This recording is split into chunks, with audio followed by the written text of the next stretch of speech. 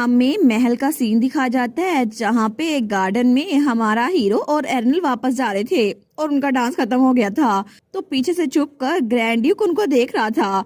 तो हमारा Prince passion कहता है मैं तो एर्नल को हमारे सीक्रेट बेस पर लेकर जाऊंगा। वो कहती है सीक्रेट बेस, लेकिन तब ग्रैंड ड्यूक तो हमारी एर्नल को देखकर बड़ा खुश था। वो सोचता है क्या ये मूनलाइट बाल खत्म भी हो गया इनका डांस इतनी जल्दी। वैसे भी मुझे लगता है कि बहुत लंबे अरसे बाद, लेकिन मेरा दिमाग थोड़ा शांत हुआ है। मुझे लगता है कि इस बच्ची को स्माइल करता हुआ देखकर मैं बहुत ज्यादा खुश हो जाता हूँ। लेकिन तभी वहाँ जमीन के अंदर से एक गोल्डन लाइट निकल रही थी। वो कहता है मुझे लगता है कि मैं अकेला नहीं था जो इनके डांस को देख रहा था, है ना। और तभी वहाँ से कोई बाहर निकल रहा था। तो ग्रैंड ड्यूक हेल्वन कहता है आखिर तुम्हारे यहाँ आने का मकसद क्या है।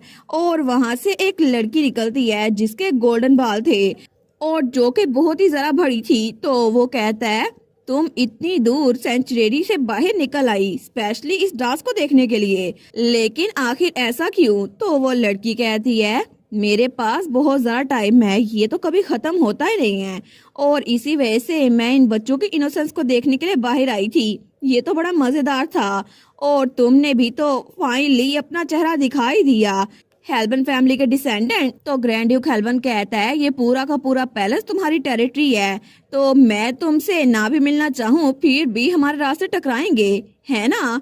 तो वो लड़की कहती है तुम तो अभी तक बिल्कुल नहीं सुधरे, तुम अभी तक उतने ही बदतमीज हो। और तब वो कहती है जिस दिन तुमने मेरी असल शक्ल देख ली ना और मेरी एग्जिस्टेंस को रिकॉग्नाइज कर दिया, उस दिन तुम मेरे सामने कुछ बोल ही नहीं पाओगे। और तब वो वहाँ एक इंसानी लड़की की शक्ल में आ गई थी और बहुत ही ज्यादा खूबसूरत थी। तो तब वो कहती है तुम्हें अपने अल्फाज जरा संभाल के इस्तेमाल करने चाहिए। लेकिन तब उसने अपने फेस के सामने एक फैन किया हुआ था। वो कहती है लेकिन क्या ये वही बच्ची है जिसकी वजह से तुम अपना प्राइड साइड पे रखकर मेरे पास खुद आए थे। ये बच्ची तो सच में बहुत ही ज्यादा अडोरेबल है। और तब वो थोड़ी क्रीपी बनते हुए कहती है इसको देखना तो बड़ा फैसिनेटिंग लग रहा है। तो ग्रैंड ड्यूक को उसकी ये बात बिल्कुल पसंद नहीं आती। वो उसको बड़ा घूर के देखता है।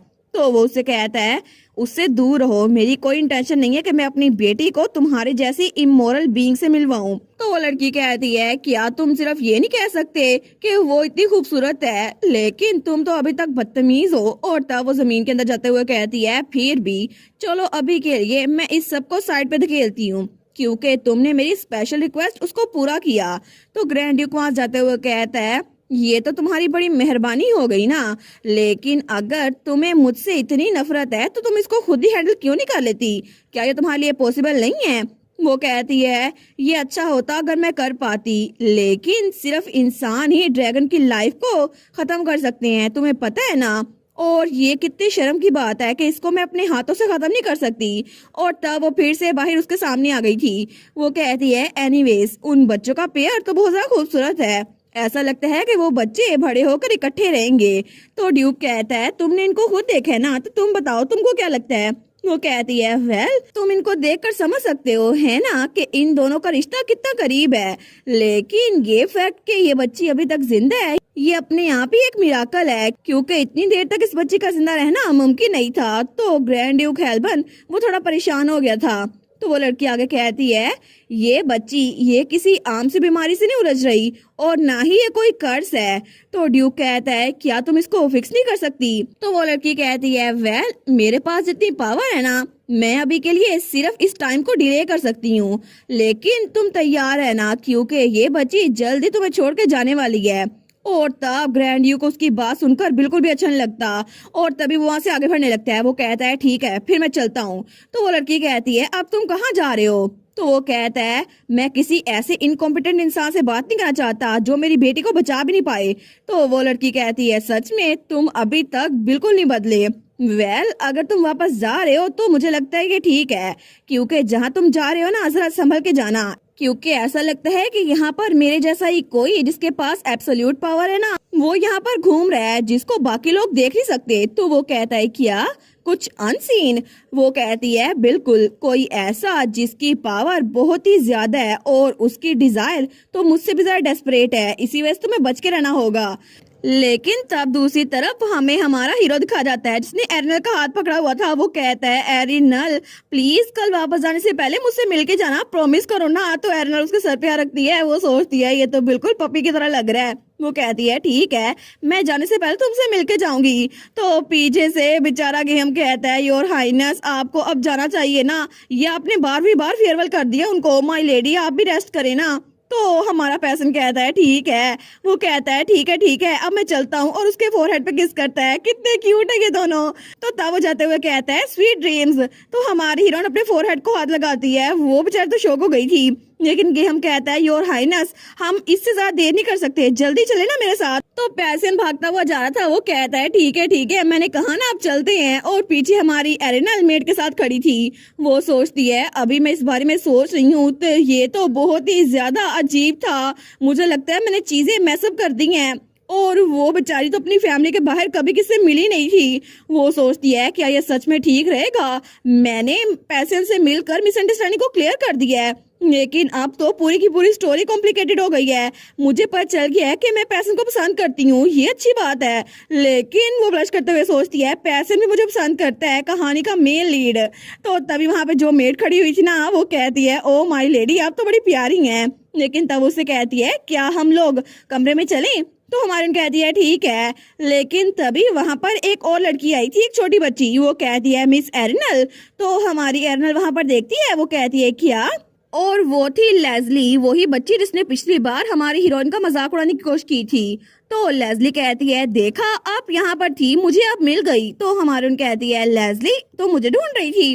वो कहती है जी बिल्कुल, आपको पता है मैं कब से आपको ढूंढ रही थी। तो हमारी एरिनल कहती है लेकिन क्यों। वो सोचती है ऐसा क्यों लग रहा है कि एक्साइटेड है, लेकिन आखिर क्या वजह हो सकती है।